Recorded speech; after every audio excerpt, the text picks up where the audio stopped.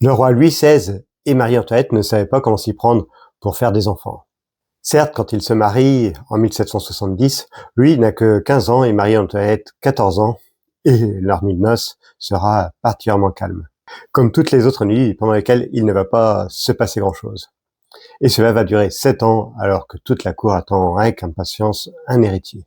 Il est vrai que le dauphin préfère s'intéresser à la chasse, la menuiserie, l'horlogerie, et que la jeune Marie-Antoinette se livre en toute simplicité au plaisir de Versailles.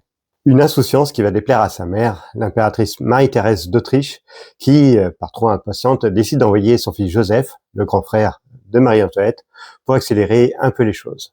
Et, après avoir discuté avec le couple, Joseph se rend compte qu'ils ne savent pas du tout comment s'y prendre. Ou plutôt, qu'ils s'y prennent vraiment très très mal. D'ailleurs, le premier médecin du roi écrira dans son rapport que le dauphin était d'une paresse et d'une nonchalance qui ne quittait que pour la chasse. Pour ne rien arranger, Louis XVI était atteint de phimosis, une légère malformation qui rendait les rapports difficiles. Il acceptera finalement de se faire opérer et, aidé par son beau-frère, il pourra enfin consommer le mariage après 7 ans d'efforts.